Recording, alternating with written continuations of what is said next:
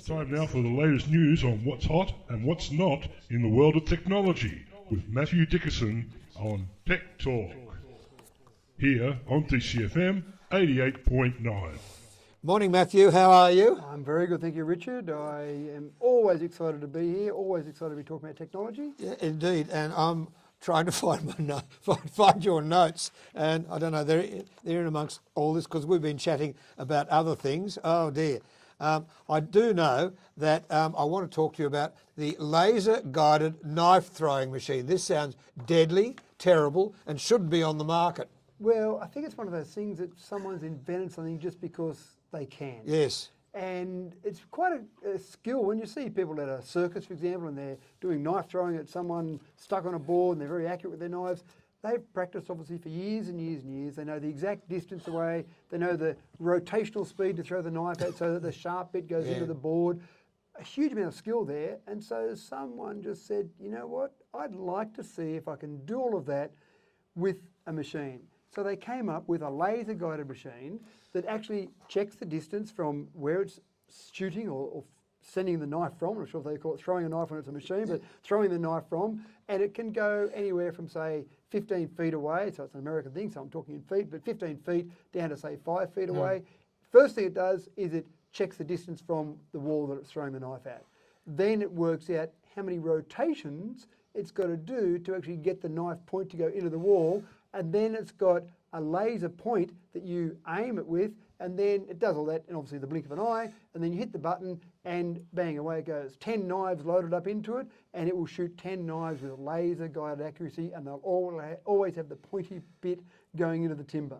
Or the person standing there while you're doing the knife throwing act. Well, if you were doing that, exactly right. And that might be the next thing you might see rather than a circus performer. There'll be just a person sitting there with this laser-guided knife-throwing gun thing, and away it goes. It'll go round their body, yeah. That's right. Anyway, this one is very, very haunting, actually. When I read it, I thought, wow, the Holocaust activist guess that can talk in funerals and things like this is weird stuff. That's right. And the Holocaust Funeral part, directors take note. The Holocaust part wasn't that important. It just so happened that this person was a Holocaust activist, and her son is involved in a business that essentially tries to let people have conversations with people that have passed away. So this particular one, it was his mother that had died, and so he'd done all the work beforehand. At the funeral, you could walk over to a screen and you could have a conversation with this lady who'd passed away.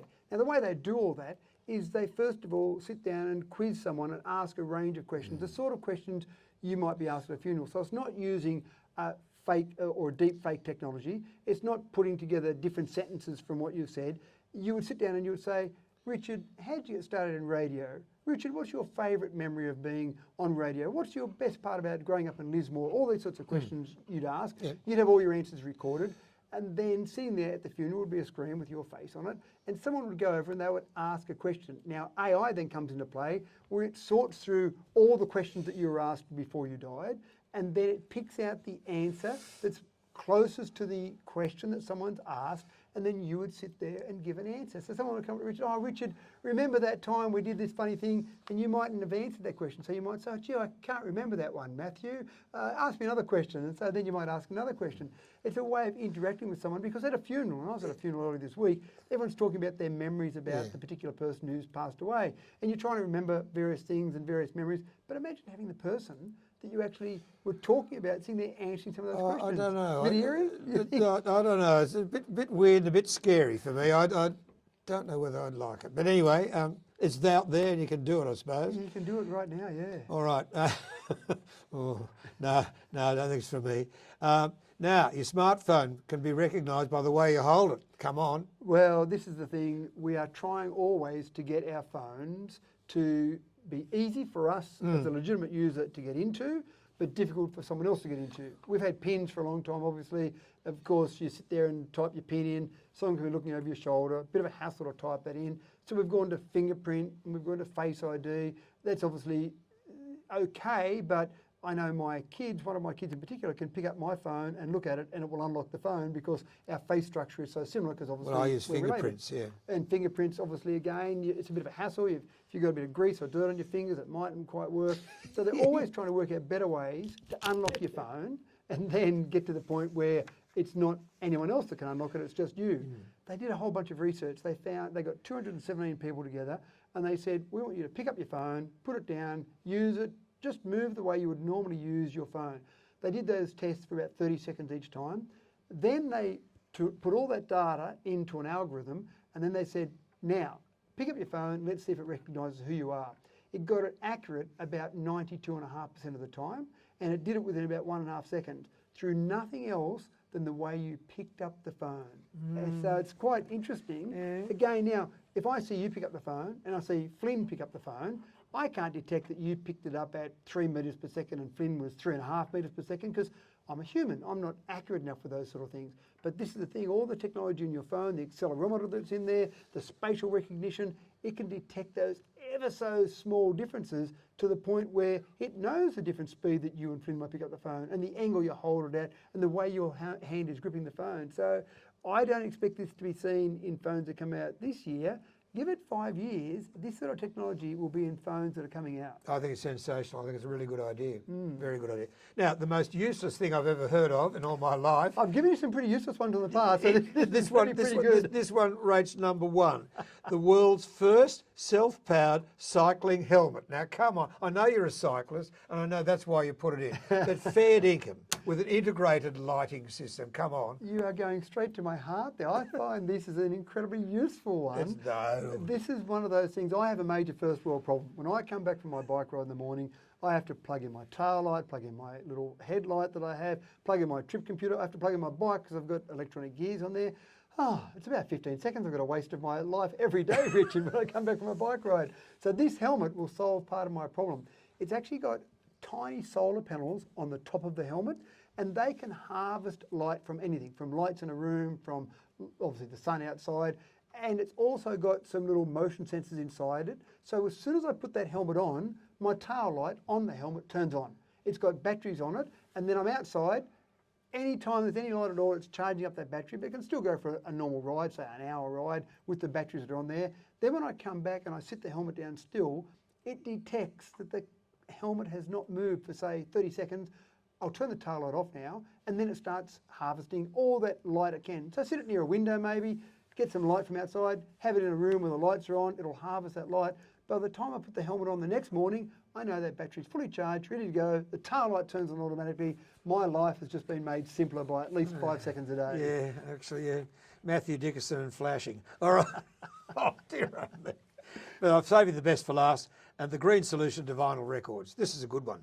I know you're an audiophile. I know you still love your vinyl. Oh, you should see my collection, yeah. I'm not that hung up on it. I'm sure Flynn probably hasn't heard any vinyl records. You've heard a couple of vinyl records. He can play vinyl. Have a look over there. There's I can see a vinyl record player there. Yeah. It just looks like a bit of dust on top of it though. But some people love their music from vinyl. Yeah. But apart from the fact that records wear out, apart from the fact that it's hard to get every song on record, apart from the fact that you can bump it and it scratches, you can't have a portable device like a Walkman or an iPod that you can hang around with.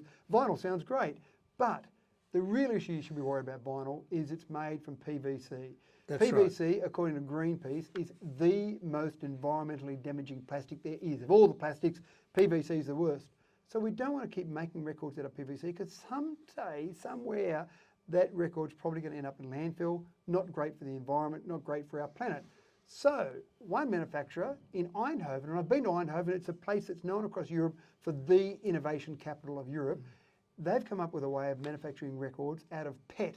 So we see drink bottles made out of PET, which is a recyclable plastic, but it's not as hard as PVC. So making records out of PET has never been really considered before because obviously the needle going in the record starts to wear that record out much sooner.